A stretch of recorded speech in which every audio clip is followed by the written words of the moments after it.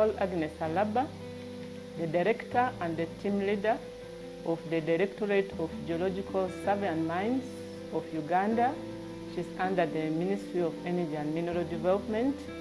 Our mandate is to establish, promote, manage the sustainable utilization and exploitation of mineral resources for social and economic transformation of the country.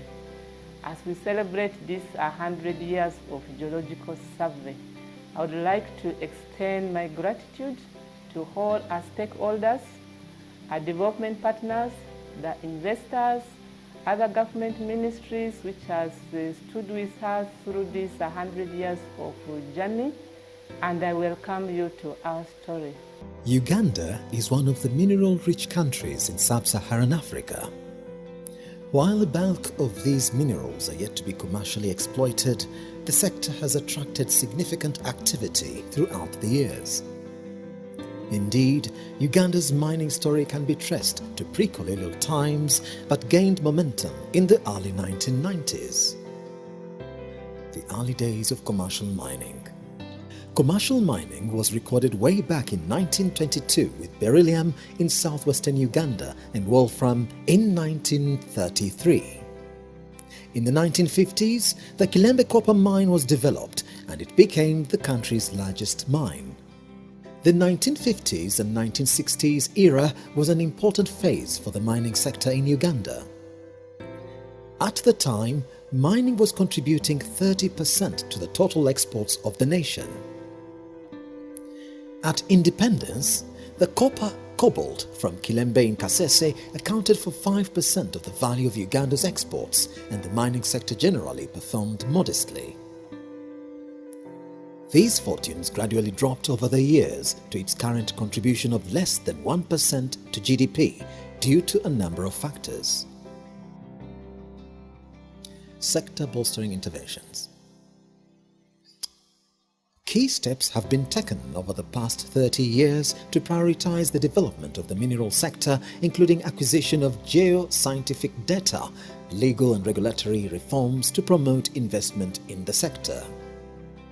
As a result, the period from 1986 has witnessed a number of mining companies entering the market, taking up exploration and mining licenses for a variety of minerals, notably gold, tantalite, wolfram, cobalt, iron ore, limestone, marble, among others. The Directorate of Geological Survey and Mines. Indeed, between 1992 and 1996, government through the United Nations Development Project UNDP supported a project codenamed Strengthening of the Department of Geological Survey and Mines.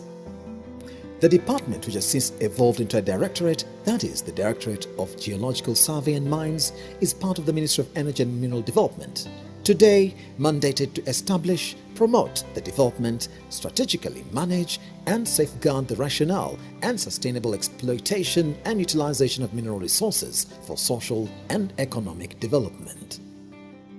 Today, the department has been in existence for 100 years, having come into force in 1919.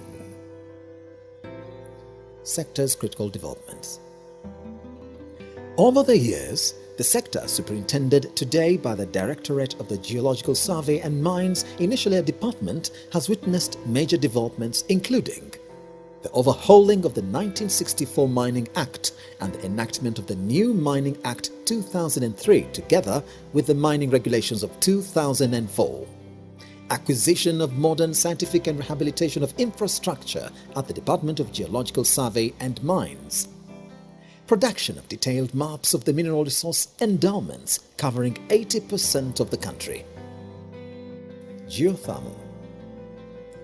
Besides minerals, Uganda is endowed with geothermal resources which can be developed to generate power and other uses. Geysers, hot springs, steam vents, underwater hydrothermal vents, and mud pots are examples of the geothermal energy resources.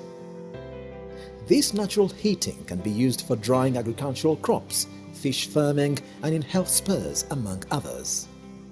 Geoheritage.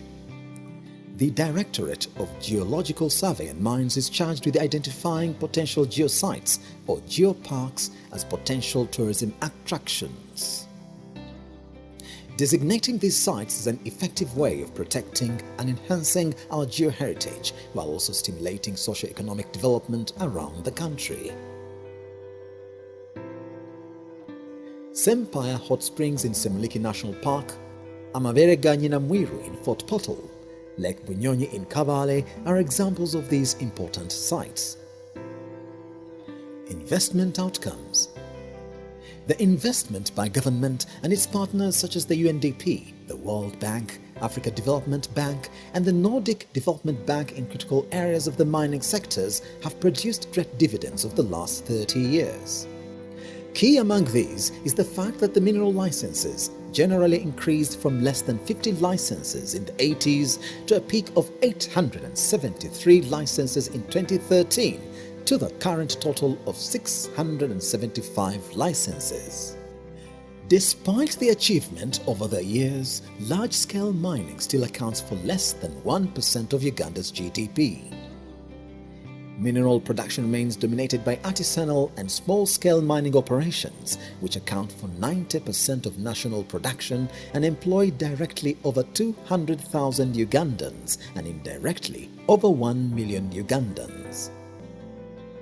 With the current vision and strategy supported by a fairly strong legal and regulatory environment, the greatest need today is for Uganda to allocate sufficient long-term financial and human resources. These will help to define and expand the current resource base and provide adequate infrastructure for mineral value addition and established mineral buying centers to curb illegal trade in minerals and attract further investment in the sector.